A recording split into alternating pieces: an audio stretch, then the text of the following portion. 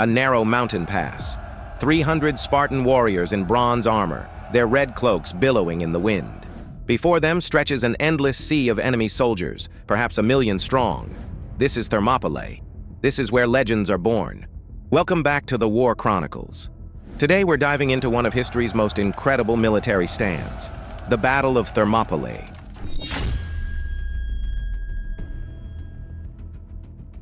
Our story begins 10 years earlier, in 490 BCE, on the beaches of Marathon.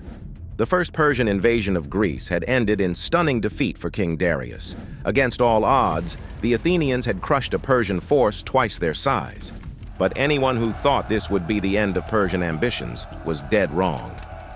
Darius spent the rest of his life planning revenge, but death claimed him before he could return to Greece. The throne passed to his son, a man whose very name would become synonymous with absolute power and terrifying ambition. His name was Xerxes. Where his father had sent a modest expeditionary force, Xerxes would bring the full might of the Persian Empire. This wouldn't be a raid, this would be conquest, total, complete, and final.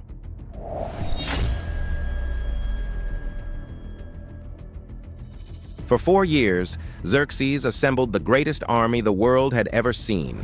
Warriors from 46 nations answered his call: Persians, Medes, Scythians, Indians, Egyptians. Ancient sources claim over 1,000,000 men, though modern estimates suggest 200,000 to 300,000 troops. Elite Persian immortals, Scythian archers, war elephants, and the massive Phoenician navy. In 480 BCE, this colossal force marched toward Greece. When word reached the Greek city-states, panic spread like wildfire. But faced with extinction, something unprecedented happened. They actually tried to cooperate. Representatives gathered to plan their defense. The Athenians, fresh from their victory at Marathon, pushed for a naval strategy. The Spartans, masters of land warfare, preferred to make their stand on solid ground. After heated debate, they reached a compromise that would change everything. The Greeks would make their stand at Thermopylae, the Hot Gates, a narrow coastal pass in central Greece, where the mountains plunged almost directly into the sea. Here, the massive Persian numbers would mean nothing. Geography would be the great equalizer. But who would hold this pass? The answer came from an unexpected source: King Leonidas of Sparta.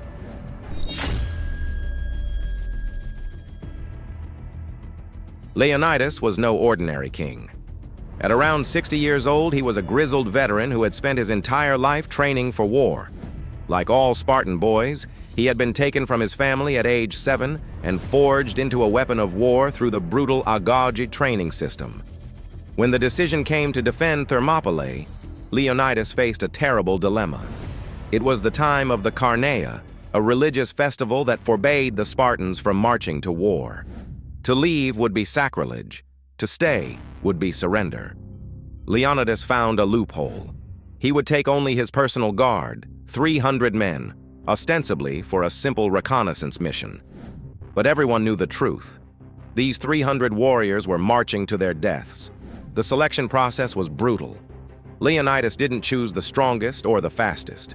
He chose men with living sons, men whose bloodlines would continue after they fell. Each warrior knew exactly what he was signing up for when he picked up his bronze-tipped spear and crimson cloak.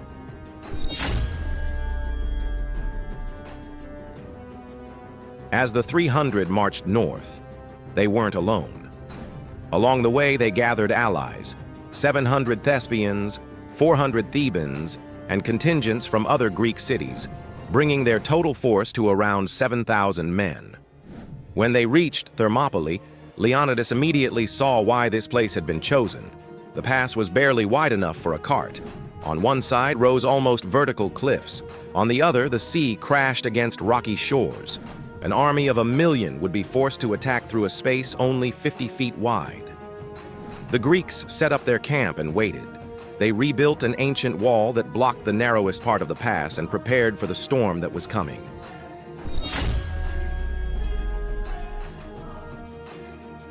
When Xerxes finally arrived with his massive host, the sight must have been overwhelming. The Persian army covered the hills like a dark tide, their weapons glinting in the sun, their banners snapping in the wind. For 4 days, Xerxes waited, probably expecting the Greeks to lose their nerve and flee. On the 5th day, he sent a herald with an ultimatum: surrender your weapons, and you will be spared. Leonidas's response has echoed through history. Molon Labe, come and take them. Xerxes, still believing this was some kind of elaborate bluff, decided to test the Greek resolve. He sent forward his Median and Sicyan troops, tough mountain fighters who had conquered countless enemies. What happened next shocked everyone.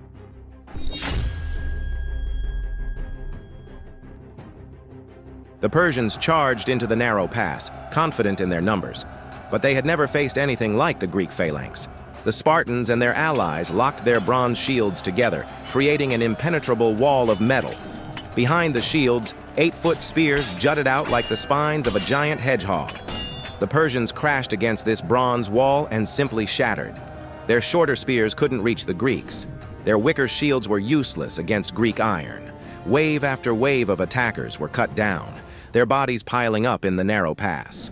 Hour after hour, the slaughter continued. The Greeks fought in relays, fresh men replacing exhausted ones, but the formation never broke. When the Persians finally retreated at sunset, the pass was choked with their dead. Xerxes was stunned. In a single day, some of his best troops had been butchered by a handful of Greeks.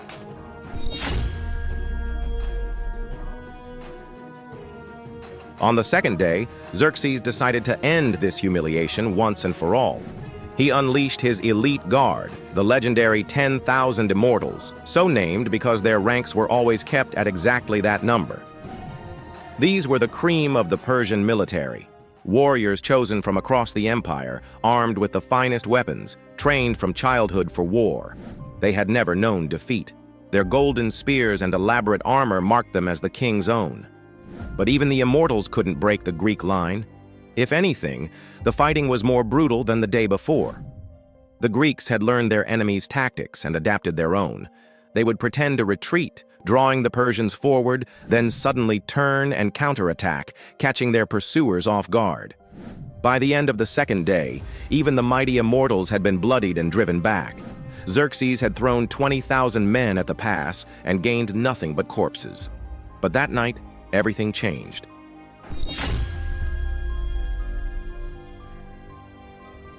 His name was Ephialtes, and he was a local Malian Greek who knew every goat path and secret trail in the mountains. Driven by greed and the promise of Persian gold, he made his way to Xerxes' tent with an offer that would change everything. There was a path, he said, a narrow mountain trail called the Anapeia that wound around behind the Greek position. A force could use it to attack the Greeks from behind while they were engaged in front. Xerxes immediately saw the brilliance of the plan. He selected Hydarnes, one of his most trusted generals, and gave him a force of elite immortals. Under cover of darkness, with Ephialtes as their guide, they began their treacherous climb.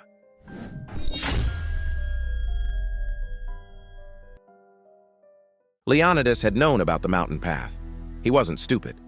He had posted 1,000 Phocian Greeks to guard it. But when Hydarnes' immortals came ghosting through the pre-dawn darkness, the Phocians panicked and fled after only token resistance. A messenger reached Leonidas just as the sun was rising. The Persians were behind them. The trap was closing. Now came the moment that would define Leonidas forever. He could retreat.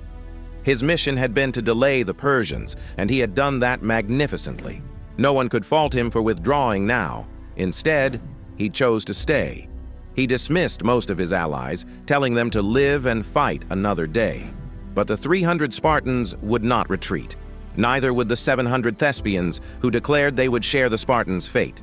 About 400 Thebans also remained, though some sources suggest they were forced to stay. As his men prepared for their final battle, Leonidas gathered them together. Someone asked what they should do now that they were so outnumbered. Leonidas' response was pure Spartan. Have breakfast like it's your last meal because tonight we dine in hell.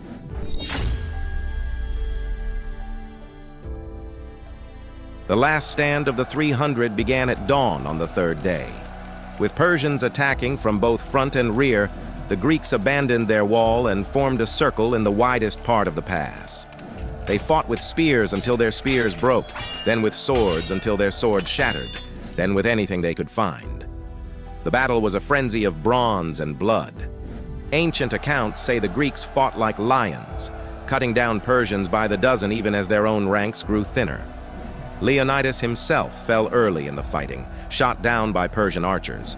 But his men fought over his body like wolves, determined that the king would not be desecrated. When their weapons were gone, the survivors, perhaps 50 or 60 men, retreated to a small hill in the pass. The Persians surrounded them and finished them with arrows, afraid to come close enough for hand-to-hand combat. When the slaughter was finally over, Xerxes had his victory, but he had paid a terrible price. 3 days of fighting had cost him over 20,000 men, elite troops he could not afford to lose. More importantly, he had lost something far more precious, the aura of Persian invincibility.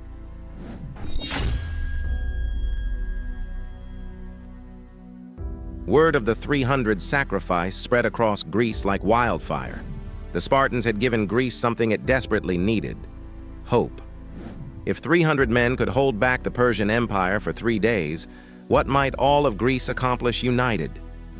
What ancient battle would you like us to cover next? Let us know in the comments below, and remember, history's greatest lessons often come from its darkest hours.